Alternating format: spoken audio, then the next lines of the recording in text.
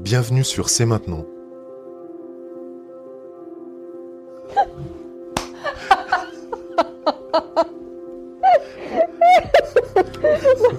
Ça va pas aller, arrête. C'est mort. Bienvenue sur C'est maintenant. Le...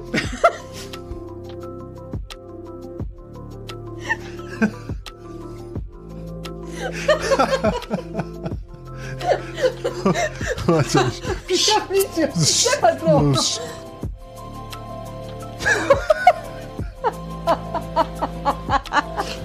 Bienvenue sur C'est maintenant. Alors, on recommence.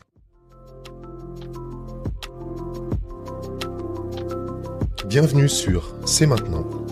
Le podcast dédié à vous accompagner dans vos transitions de vie. Je suis Jacqueline. Et je suis Jean-Marc. Ensemble, nous allons explorer les chemins de la transformation personnelle.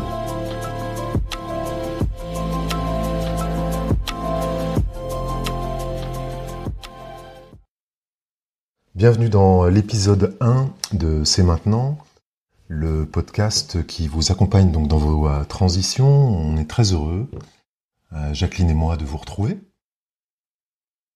Impatient Même, un petit peu stressé aussi à l'idée de rentrer dans le vif du sujet.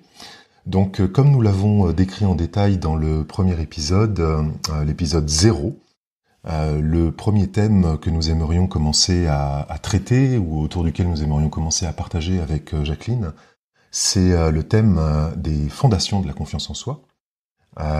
Et dans ce premier thème des fondations de la confiance en soi, nous aimerions aborder le sujet de comprendre et reconnaître sa valeur personnelle, de façon à ce que dans ces périodes de transition extrêmement challengeantes, eh bien, vous sachiez un peu mieux travailler peut-être sur la reconnaissance de vos propres forces et qualités. Qu'on pourrait résumer en une phrase, découvre ta valeur unique. Comment découvrir ta valeur unique ?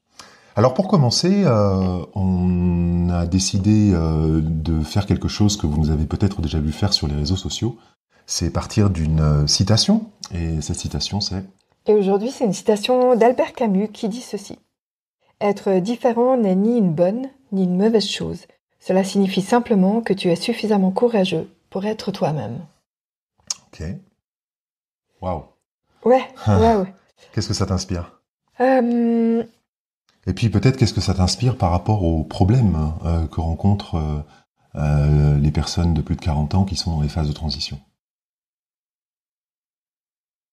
Si je me raccroche un peu ou si je me remets en arrière dans mes propres périodes de transition, je crois que dans ces moments-là, je me suis clairement posé la question de savoir en quoi j'étais unique ou quelles étaient mes qualités uniques ou quelle était ma singularité parce que justement, précisément, j'étais dans une période de remise en question.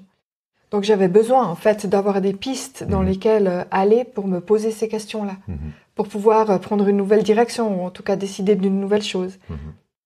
Et puis la deuxième chose, c'est que dans ces périodes-là, je sentais bien en fait en période de transition comment quelque chose au fond de moi était différent ou comment je me différenciais des autres ou de la masse en fait avec la perception que j'avais envie d'aller vers quelque chose de nouveau. Et donc je me suis beaucoup questionnée en fait sur du coup est-ce que c'est bien, pas bien, nul, cool. Enfin, ça m'a beaucoup mobilisée en fait. Puis ça fout la trouille, je trouve, de se sentir à un moment donné différent. Mais dans le fond, je me suis sentie différente déjà à bien d'autres moments que celle des périodes de transition. Sans aucun doute, non seulement t'es différente, mais en plus t'es unique. Et donc, si l'une des problématiques principales, c'est de savoir identifier, reconnaître ses propres talents, ses propres qualités uniques, j'ai envie de te demander de quelle façon ça a été difficile pour toi de reconnaître ton côté unique, ton unicité, ton côté différent. Ça a été unique parce que je crois que la grande difficulté, ça a été difficile, tu veux dire. Ça a été quoi, j'ai dit ? T'as dit ça a été unique. Ça a été unique. Intéressant comme lapsus, vraiment intéressant. Ça a été difficile et unique. Et tu sais quoi, c'est vraiment intéressant de le voir sous cette perspective-là, parce que du coup, ça change complètement le focus. Ok, on va partir de l'idée que ce moment-là, il a été unique et difficile, ou difficile et unique, et ça change la donne. Je crois que ce qui a été compliqué dans cette période-là, c'est d'être en proie souvent à des histoires de comparaison. Comme c'est une période dans laquelle, à la fois, j'avais la certitude de vouloir changer, la certitude de vouloir aller de l'avant, dans cette même période, j'étais en proie à des doutes et à des interrogations très vives. Et en fait, du coup, là-dedans, comment trouver la balance pour à la fois sortir du côté de la comparaison et l'idée qu'il faudrait que ce soit comme tout le monde fait, et à la fois activer le courage d'aller vers ce vers quoi je voulais vraiment aller. D'où dans le côté unique, on va dire. Est-ce que peut-être on pourrait prendre un exemple concret pour aider nos auditeurs à un petit peu mieux comprendre? Parce que tu parles d'un moment unique et à la fois différent. Est-ce qu'il y a un de ces moments uniques et à la fois différents dans lesquels tu t'es senti dans une de ces périodes de changement, une de ces périodes de transition, et où tu as fait face à la fois à cette difficulté à reconnaître ton unicité et tes talents personnels, et aussi en même temps où tu t'es trouvé en comparaison? Tu aurais quelque chose à partager? Alors, je crois qu'une des dernières expériences à ce niveau-là, c'est dans le cadre de mon travail, dans un collectif fait de plusieurs personnes qui ont le même poste à responsabilité que moi. Et je sens en fait qu'il y a des valeurs dans lesquelles c'est pas dans lesquelles j'adhère plus, mais peut-être que c'est des valeurs qui me parlent moins. Et du coup, je me suis dit, ok, pour fonctionner jusqu'à présent de la même manière, qu'est-ce que je dois faire? Mais ça m'apportait pas le bonheur et ça me rendait pas unique. Et du coup, il a fallu que, d'une manière ou d'une autre, je fasse un travail sur me dire qu'est-ce qui me rend unique. Donc, qu'est-ce que j'ai vraiment envie de garder? Qu'est-ce qui fait que c'est singulier pour moi, qui me permet d'être encore là, tout en étant clair dans l'idée que je m'en vais déjà ailleurs. Je sais pas si c'est très clair. Ok. Et alors, est-ce que tu as trouvé une réponse à tout ça? Comment tu as trouvé une réponse à tout ça? La réponse à tout ça, je l'ai trouvée en faisant un espèce d'exercice un peu basique, en me demandant tous les jours quels sont les aspects de mon travail ou de ma posture qui me réjouissent, quels sont les aspects de ma posture qui me réjouissent moins. Okay. Et puis d'avoir des plus et des moins dans le cours de ma journée m'a clairement, d'une part, permis de me dire ok, à quelque part j'ai fait le tour d'une question et du coup je me sens légitime et libre d'aller vers autre chose. Et puis, à la fois, de me dire dans ce qui est moins, est-ce que c'est encore supportable? Et si oui, comment je fais pour que ce soit acceptable de la plus belle des manières pour pouvoir terminer correctement? Ok. Et donc peut-être moi je vais dire quelques mots sur cette citation d'Albert Camus et ce qu'elle évoque un peu pour moi. Être différent donc n'est ni une bonne ni une mauvaise chose. Déjà j'aime en fait cette première affirmation qui est là parce que pour moi je la relie à l'une des attitudes que je cherche à cultiver avec la pleine conscience, qui est l'attitude du non-jugement. Non-jugement envers mes propres pensées, non-jugement envers les autres, non-jugement envers le monde. Et bien sûr, c'est une attitude qui est extrêmement difficile à cultiver parce que j'ai tendance à juger de façon automatique, en fait, comme chacun d'entre nous. Le jugement n'est pas forcément un jugement qui est négatif, mais dans notre perception, dans notre façon de percevoir le monde, nous classons, nous catégorisons le monde, et le fait de classer et catégoriser le monde nous amène à faire des différences. Et donc, si je fais une différence entre la catégorie A et la catégorie B, je suis forcément dans quelque chose de jugeant. Donc j'aime poser, en fait, comme présupposé l'idée que être différent n'est ni une bonne ni une mauvaise chose. D'autant que je me suis, depuis très longtemps, senti différent, en fait, dans ma vie. À plein de niveaux, j'ai trouvé que j'étais un enfant différent des autres enfants de mon âge. Moi, j'aimais passer du temps avec les adultes plus qu'avec les enfants de mon âge. J'ai été un adolescent qui n'était pas intéressé par les sujets de la plupart des adolescents. Voilà, je suis pas fan de foot, j'étais pas fan de ces choses de jeux vidéo à l'époque ou de ces choses que les adolescents aiment habituellement. Donc je me sentais aussi différent de ce côté-là. J'étais différent parce que j'étais orphelin de père et que j'ai vécu pendant un moment dans une famille monoparentale qui était menée par ma maman. Donc bref, la différence en fait, c'est quelque chose que j'ai vécu, traversé un petit peu tout au long de ma vie à différentes étapes. Donc j'aime poser cette idée qu'être différent n'est ni une bonne ni une mauvaise chose. Et Camus de continuer, cela signifie simplement que tu es suffisamment courageux pour être toi-même. Alors j'aime bien l'idée du courage parce que En effet, dans les périodes de transition, dans cette idée de découvrir en fait sa valeur unique et de poser en fait une fondation sur la confiance en soi, la notion de courage me paraît importante. C'est pas facile de s'affirmer. C'est pas facile d'affirmer qui on est, d'affirmer ce qu'on aime. Ça n'est pas facile d'affirmer ce qu'on n'aime pas et d'affirmer qui on n'est pas. Ça demande en fait un effort conscient et le courage de dire autour de soi, alors à un certain âge peut-être à ses parents, à ses éducateurs, aux personnes qui sont en charge de notre éducation, et puis un peu plus tard peut-être à des amis, à un conjoint ou une conjointe, etc., d'oser dire en fait ce qui fait que je suis qui je suis. Et donc ça demande effectivement une forme de courage. Un courage qui, lorsqu'on le met en œuvre, lorsque je le mets en œuvre dans ma vie, me permet petit à petit de prendre confiance en moi. Ceci étant dit, il m'est arrivé aussi dans ma vie d'affirmer avec un certain courage être quelque chose et réaliser beaucoup plus tard que c'était pas ce que j'étais, ou affirmer avec un certain courage que je n'étais pas quelque chose ou que je n'étais pas quelqu'un et constater là aussi exactement l'inverse. Donc c'est un chemin, en fait, c'est quelque chose qui se met en place. C'est vrai que ça n'est pas facile. Moi, dans mon rôle d'entrepreneur depuis maintenant presque, on est en 2024, 25 ans d'entreprise, j'ai dû apprendre en fait à poser ma différence. Et c'est toujours extrêmement difficile dans les métiers de l'accompagnement, par exemple, lorsque tous les ans des centaines, peut-être des milliers, sans doute même des milliers de coachs, par exemple, sont formés à travers la planète. Comment est-ce qu'un coach de vie se différencie d'un autre coach de vie ? Comment est-ce qu'un formateur en communication se différencie d'un autre formateur en communication ? Comment un spécialiste, un formateur en management se différencie d'un autre formateur en management ? C'est pas toujours évident, et il peut y avoir cette tendance naturelle en fait à s'afficher en fonction de ses titres, en fonction de ses certifications, en fonction des diplômes qu'on a obtenus. Mais en réalité, et de plus en plus dans le monde d'aujourd'hui, j'ai pu constater que c'est pas ça qui va vraiment faire la différence. Je veux dire, qu'est-ce qui fait que moi et toi, on est différents aujourd'hui en tant qu'accompagnants ? Eh bien, c'est notre être, notre façon d'être avec nous-mêmes, notre façon d'être avec l'un avec l'autre, notre façon d'être avec les autres, notre façon d'être avec le monde. Et donc, ça demande du temps, ça demande de faire l'expérience d'un certain nombre de choses, d'essayer un certain nombre de choses, pour se rendre compte que j'ai des talents, j'ai des qualités qui sont uniques et qui s'expriment d'une façon unique parce que mon histoire est unique. Parce que, quels que soient les titres, que je sorte de la même école de quelqu'un d'autre, que j'ai la même certification que quelqu'un d'autre, le même diplôme que quelqu'un d'autre, que je fasse le même métier que quelqu'un d'autre, mon histoire à moi est unique. Et c'est ça qui va faire ma différence.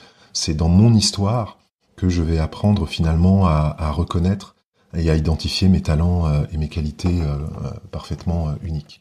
Mais c'est pas évident parce que ça, dans ma posture, en tout cas, et aujourd'hui encore, ce sont des choses que je peux traverser parfois. Je peux me sentir dans ce sentiment de l'imposteur, tu sais, dont on parle régulièrement, ce sentiment d'imposture professionnelle, un sentiment qui peut aussi parfois être un sentiment d'inadéquation, c'est-à-dire je me sens pas tout à fait à ma place dans ce que je suis en train de faire. Et pourtant je suis en train de le faire, alors parfois pour des raisons qui sont des raisons liées au fait que il faut avoir des mandats, il faut pouvoir rentrer de l'argent pour pouvoir vivre, mais parfois je fais des choses en me sentant pas tout à fait en adéquation avec ce que je suis en train de faire. Et puis le sentiment d'imposture, de mon point de vue, c'est un sentiment qui est lié à une forme de décalage énergétique entre ce qui me fait vibrer réellement, ce que je suis en train d'être et d'agir et d'obtenir et qui me fait vibrer intérieurement avec les personnes avec lesquelles je suis en train de travailler. Et dans ma carrière jusqu'à maintenant, il m'est arrivé très souvent d'accepter de travailler avec des gens, avec des personnes avec lesquelles j'avais pas envie de travailler. Soit parce que j'étais obligé de le faire dans le contexte d'une équipe, soit parce que j'ai accepté à un moment donné d'accompagner en fait quelqu'un dans un domaine parce que j'avais des enjeux financiers qui étaient là, mais je sentais bien intuitivement dès le départ que cette personne-là n'était pas en parfaite vibration avec moi. Et je crois que quand il y a ce décalage vibratoire en fait entre moi et la personne que j'accompagne, ça peut créer en moi un sentiment d'imposture. Et ce sentiment d'imposture n'a rien à voir avec ma valeur. Il n'a rien à voir avec mes talents, avec mes capacités uniques. Il est lié au fait que la vibration que j'émets et celle en fait que la personne ou le groupe de personnes émet en face de moi n'est tout simplement pas en phase. Alors voilà ce que ça m'inspire, moi, sur ces premiers points. Ben, je vois bien de quoi tu parles, d'autant plus que dans ces derniers mois, j'ai été sujette à être pas mal ballottée émotionnellement, intérieurement autour de ces questions-là, ce qui m'a amené à me reposer la question de quelles sont mes valeurs uniques qui ont fonctionné pendant un certain nombre d'années, puis qui aujourd'hui rentrent plus, comme tu dis, en vibration de la même manière que ces 20 dernières années. C'est-à-dire que les gens en face de moi, soit sont dans une vibration différente que celle dans laquelle ils étaient, soit moi je suis dans une vibration différente. En tout cas, une conjugaison qui a marché pendant 20 ans, tout à coup se met à balloter puis à être remise en question. Et dans ces moments-là, effectivement, c'est pas tant la question de ma valeur unique, même si c'est là que ça vient me chercher, c'est là que ça vient me toucher, c'est là que ça vient me perturber. Et du coup, j'ai besoin dans ces moments-là de vraiment prendre le temps, d'aussi poser quand même malgré tout un regard sur le passé en me disant mais quels ont été les petits succès, quels ont été les gros succès, qu'est-ce qui a marché, et de pas remettre ça en fait en question. C'est pas parce qu'aujourd'hui je suis dans une situation peut-être ballottée que ça remet en péril les 20 dernières années. Bah oui, mais sauf que c'est quand même là que ça vient me chercher. Et comment en fait poser un regard sur le passé en se disant ça c'était ok, ça c'était ok, ça c'était ok. Et j'avais vraiment besoin en fait de me re-questionner par rapport à tout ce qui a été vécu, en me disant que j'allais pas vers un échec en fait, que c'était pas comment dire, que c'est pas parce que le ballottement il était là maintenant que ça mettait en échec les 20 dernières années et que ça allait forcément produire un échec non plus. Mais je crois que là où ça vient me chercher, c'est que du coup comme ça ballotte, eh ben j'ai peur du jugement tout à coup, ce qui n'était pas du tout le cas avant. Le jugement qui m'empêche aujourd'hui d'exprimer pleinement qui je suis. Or, ça a été possible pendant ces 20 dernières années. Là, aujourd'hui, je me sens coincée dans l'expression de moi, dans la véritable expression de moi dans mon job. Et donc, ça crée tout un ensemble de choses qui sont compliquées. Ouais, et je comprends ça parfaitement parce que je crois que cette peur de l'échec ou du jugement, c'est quelque chose que nous ressentons tous dans ces périodes de transition. Une période de transition nous indique en fait que nous sommes en train d'aller au-delà, c'est ça que ça veut dire étymologiquement. Transitio, ça vient du latin transitio. Nous allons au-delà de quelque chose que nous connaissons. Nous allons donc quelque part vers une forme d'inconnu. Et aller vers l'inconnu, c'est risquer de se tromper. Aller vers l'inconnu, c'est risquer de se retrouver dans cette situation d'échec. Alors on aura l'occasion de revenir plus en détail sur dans une autre émission sur ce que c'est que l'échec et comment aborder en fait cette notion-là d'une façon qui soit aidante, constructive pour l'avenir. Mais je crois moi aussi avoir ressenti ça à de nombreuses reprises. Ma façon d'être en tant qu'accompagnant, en tant qu'entrepreneur pendant ces dernières années, s'est exprimée de plein de façons différentes. Je cherche encore aujourd'hui, et peut-être encore plus maintenant qu'on agit ensemble, toi et moi, de plus en plus dans ce domaine, à trouver finalement cette juste posture, cette posture vibratoire dans laquelle je me sens, j'allais dire pleinement à ma place. Et évidemment, dans ce processus d'aller vers quelque chose de différent, la notion de se tromper, la notion d'échouer apparaît forcément. Elle est forcément là à un moment donné. Ça, c'est moi vis-à-vis de moi. Mais il y a aussi, comme tu le disais justement, une dimension de peur du jugement, qu'est-ce que vont penser mes proches qui me connaissent. On dira, mais Jean-Marc, t'es encore en train de faire un nouveau truc, t'es encore en train de te lancer aujourd'hui. Ah, aujourd'hui, tu lances un podcast, et puis il y a une application mobile, et puis. Et donc, il peut y avoir comme ça quelque chose intérieurement qui est de l'ordre de la peur du jugement. Et pourquoi tu quitterais cet emploi dans lequel tu es bien payé ? Parce que tu ne te sens pas bien, mais il y a des tas de gens qui n'ont pas de travail. Et pourquoi tu te lancerais dans ce projet dont tu rêves depuis des années ? Tu te rends compte des risques que tu es en train de prendre, alors qu'aujourd'hui tu as de la sécurité, etc., etc. On pourrait trouver 1000 et un exemples qui ressemblent à ça. Donc la peur d'être jugé par les gens qu'on aime, alors à nos âges, peut-être par nos propres enfants, par nos conjoints ou conjointes, par nos parents, si on les a encore, par des frères et sœurs, s'ils sont présents, par des cousins, cousines peut-être, par des membres de la famille. mais peur du jugement aussi, du regard dans notre environnement socio-professionnel, de ceux qui nous connaissent, qui envient peut-être la situation qu'on a, et qui pourraient se dire, mais Jean-Marc, t'as pété un câble, ou Jacqueline, t'as pété un câble, finalement ta situation, elle est enviable de mille et une manières, et puis aujourd'hui, t'es en train un peu de laisser tomber tout ça, est-ce que c'est pas complètement fou? Et donc effectivement, ça, dans une période de transition, ça peut empêcher, comme tu le disais, une expression authentique de soi, c'est-à-dire de ce qui est vraiment là, de ce qui vibre vraiment à l'intérieur, une expression authentique de ce avec quoi je me sens aligné, parce que j'ai peur d'aller vers quelque chose que je ne connais pas, et parce que je ressens des pressions personnelles, des pressions dans mon couple peut-être, des pressions avec mes enfants, des pressions dans mon milieu socio-professionnel. Donc ouais, c'est pas tout simple et pas tout facile finalement de découvrir sa valeur unique et puis d'aller avec confiance vers ce à quoi on aspire. En t'écoutant parler, je me suis demandé qu'est-ce que j'avais fait concrètement dans ces périodes-là de transition pour un peu savoir ou retrouver, en tout cas mettre des mots, retrouver un peu de certitude autour de ma valeur unique. Et il y a un des exercices que j'ai fait, que je refais chaque année et que je refais régulièrement. Il y a plusieurs choses, mais c'est celui-là qui me vient là en t'écoutant parler, c'est que je note mes verbes de l'instant, mes verbes de l'année. Donc, dans ces périodes-là, je me questionne en me disant, ok Jacqueline, si tu devais dresser une liste de 5, 10, 15 verbes, qui sont des verbes qui te portent, qui sont des verbes qui te motivent, qui sont des verbes qui parlent de qui tu es, dans ton côté unique et de ce que tu as envie de vibrer, lesquels ce seraient? Et du coup, j'ai commencé à faire des listes comme ça de verbes et je trouve ça assez aidant. Après, tu peux décliner les verbes, mais j'ai trouvé ça assez aidant. Tu pourrais donner quelques verbes sur ton année 2023, par exemple? Ouais, l'année 2023 est... 2023, tu dis? Ou 2024? 2023. 2024, on démarre tout juste. Ouais, donc, 2023... comme tu veux. Hein. Non, mais dans les verbes 2023, il y avait accompagner, aimer, donner une direction, inspirer, voilà. Dans les verbes 2024, alors oui, on est au début 2024, mais il n'empêche que j'ai regardé cette liste de verbes de 2023, puis je me suis questionnée. Et il y a des verbes que j'ai enlevés. Donner une direction, je l'ai enlevé. Je l'ai enlevé parce que je suis ballottée en ce moment et que c'est pas là que je sens que ma vibration est le plus... en tout cas, dans mon milieu professionnel, hein, surtout principalement, j'ai l'impression que, ok, peut-être que ce verbe-là, je dois l'enlever pour le remettre après dans l'année, c'est égal. Mais là, je l'ai enlevé, par exemple. Et dans les verbes que j'ai rajoutés être courageuse, ou trouver le courage, ou affirmer. Il y a des choses cette année qui sont vraiment assez, et que je trouvais assez, comment on dit, pas cochonne, mais assez, comment on dit, tabou, en tout cas dans mon vocabulaire. Mais genre, affirmer, s'exprimer clairement, dire.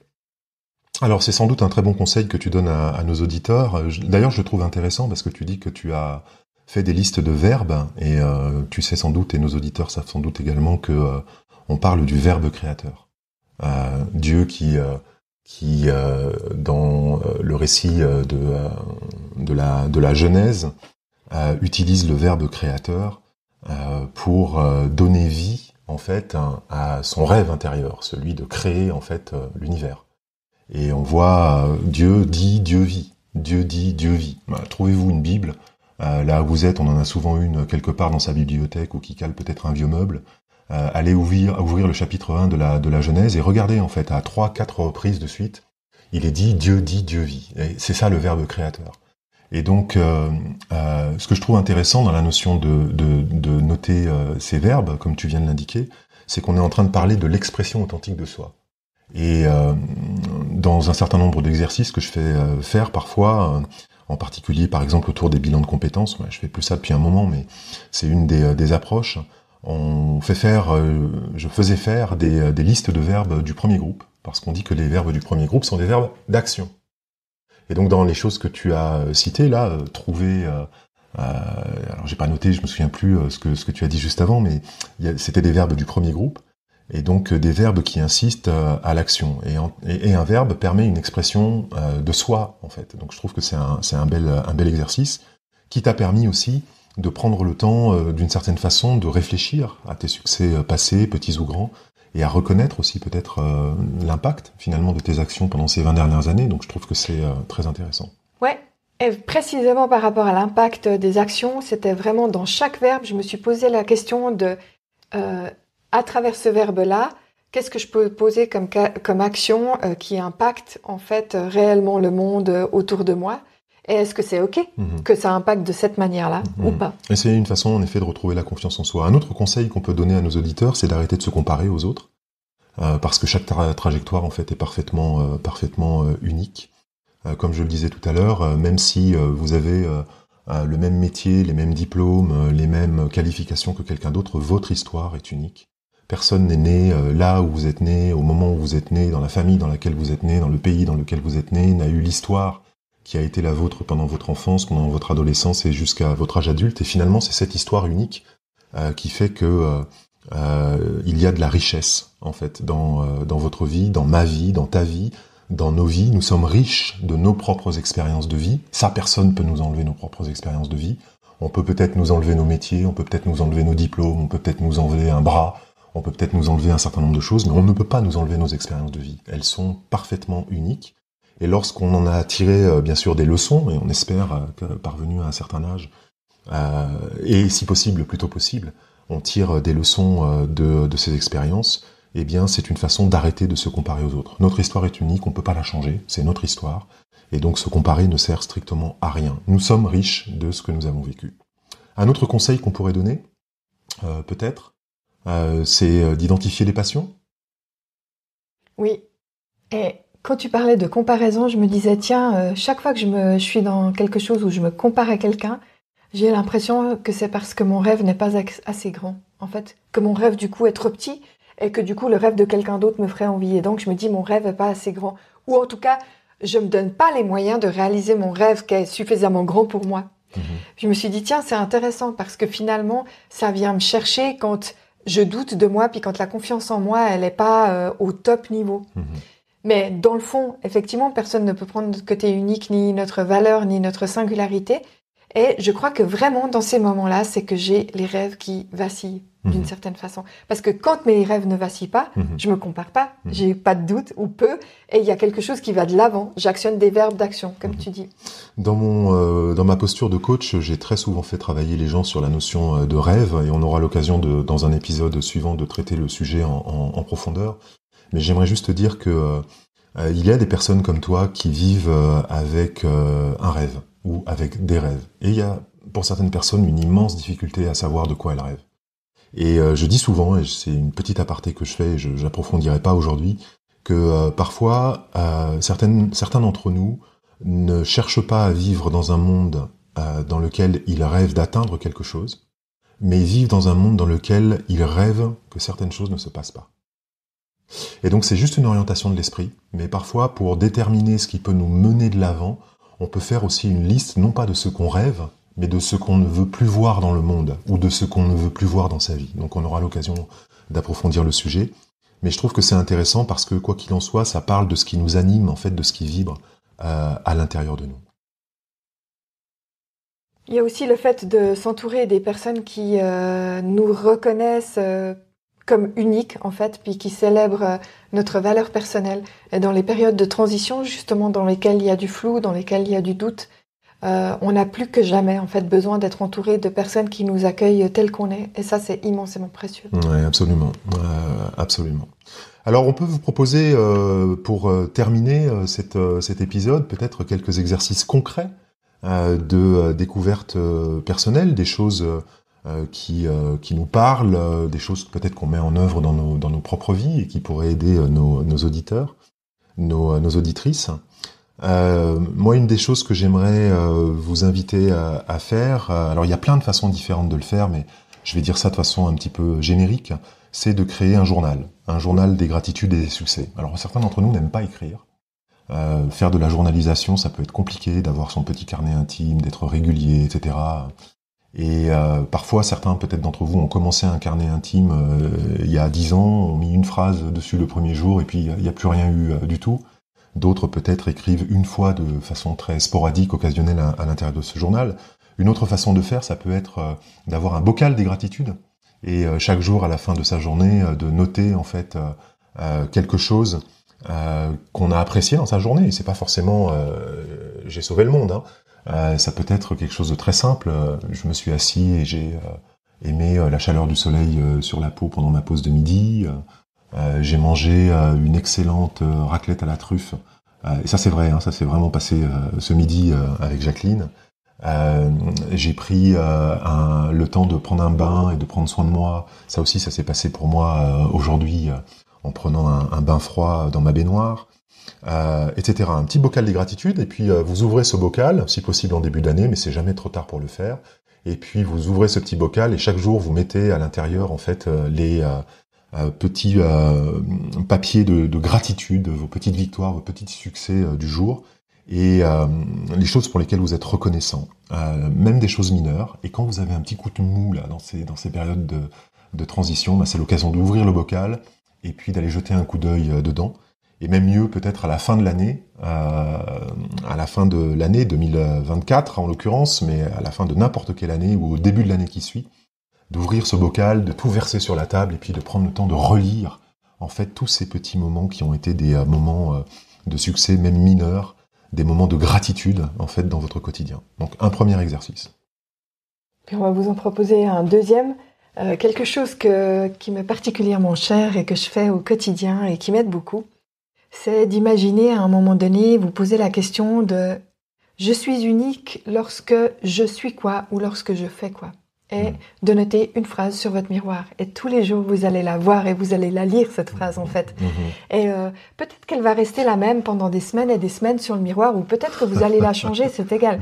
Mais de se poser la question, sincèrement, authentiquement, de « je suis unique lorsque je… » Ça va pas rester vide, en fait. Sûr qu'on va trouver quelque chose. Peut-être qu'on va un peu galérer, parce que c'est vraiment pas simple, mais il n'empêche.